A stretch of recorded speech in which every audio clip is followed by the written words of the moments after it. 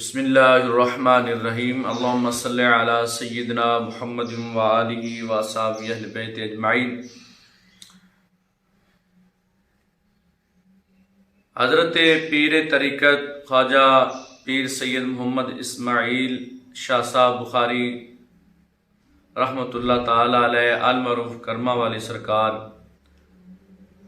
اپنی کتاب معدن کرم میں ایک عجیب تر واقعہ درج فرمایا ہے کہ اللہ کریم کے برگزیدہ بندوں میں ایک خاص علم ہوتا ہے جسے علم لدنی کہتے ہیں۔ حضرت سید محمد اسماعیل شاہ بخاری صاحب رحمۃ اللہ تعالی علیہ ظاہری علوم کے بھی عالم تھے۔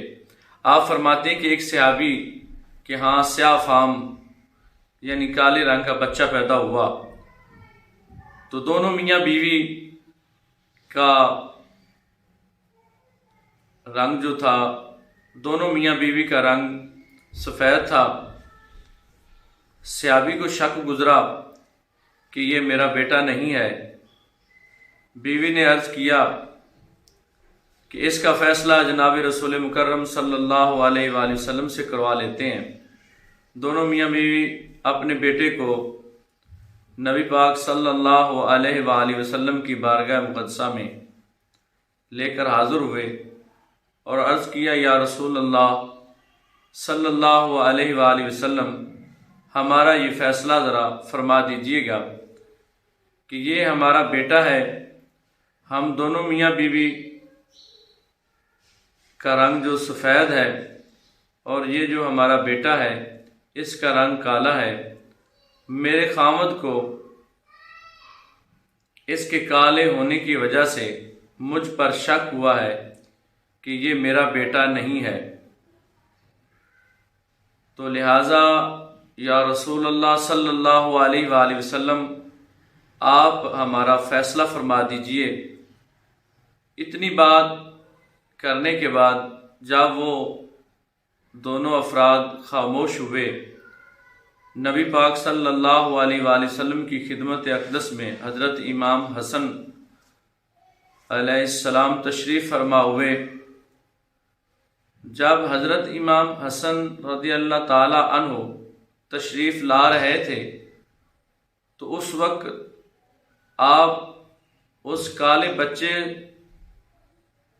سے قریب ہوتے ہوئے گزرے تو اس بچے نے حضرت امام حسن علیہ السلام کو سلام پیش کیا۔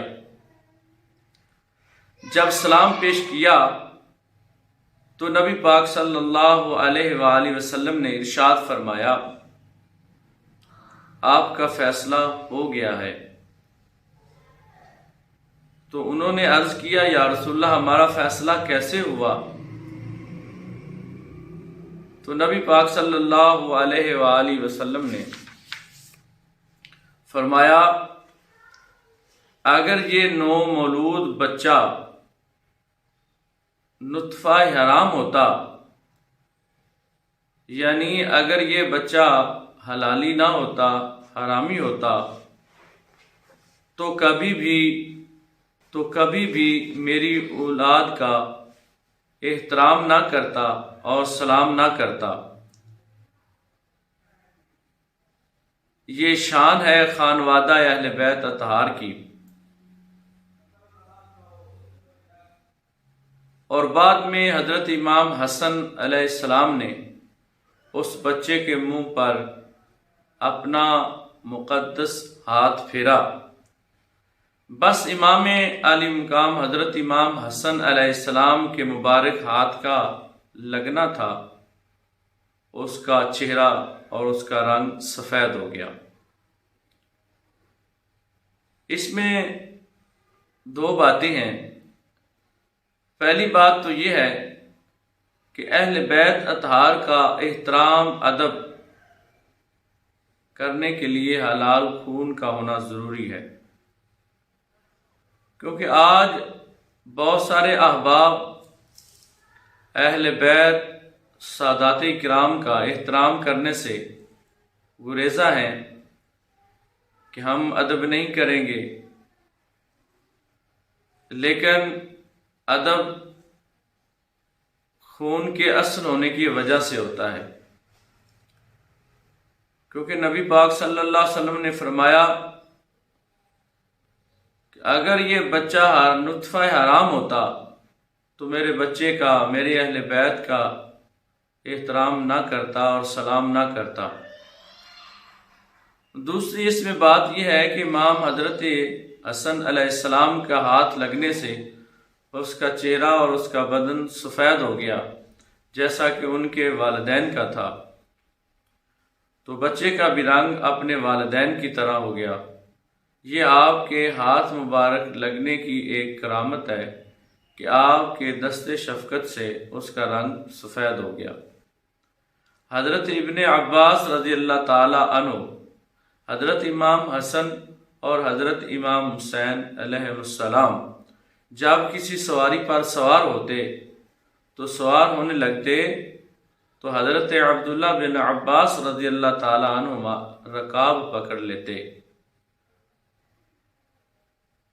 وَيَرَا هَذَا عَنِ النَّعَمِ عَلَيْهِ، اور حضرت عبداللہ بن عباس رضی اللہ تعالی عنہ حسنین کریمین کا اسے اپنے اوپر احسان و نعمت تصور فرماتے کہ یہ مجھے سعادت نصیب ہوئی ہے۔ حضرت عبداللہ بن عباس رضی اللہ تعالیٰ نبی پاک صلی اللہ علیہ وسلم کے اہل بیت اطہار سے اتنا پیار کرتے ہیں، تو اس سبق سے، اس پیغام سے ہمیں یہ سبق لینا ہے کہ ہمیں بھی اہل بیت اطہار سے محبت اور ان کا ادب کرنا ہم پر لازم ہے، کیونکہ جب ہم نماز پڑھتے ہیں، نماز پڑھنے کے بعد جب اتحیات مکمل ہوتا ہے تو تشہد میں درود پاک پڑھتے ہیں، تو اس درود پاک میں اہل بیت کا بھی ذکر ہے، اللہم صلی علی محمد وعلی آل محمد۔ یہ جو آل ہے یہ نبی پاک صلی اللہ علیہ وآلہ وسلم کی اہل بیت اطہار ہے۔ تو جب ہم اپنی عبادت کا اہل بیت اطہار کے ذکر پر اختتام کر رہے ہیں تو ہمیں ادب بھی اتنا ہی زیادہ کرنا ہوگا، ظاہراً بھی اور باطناً بھی۔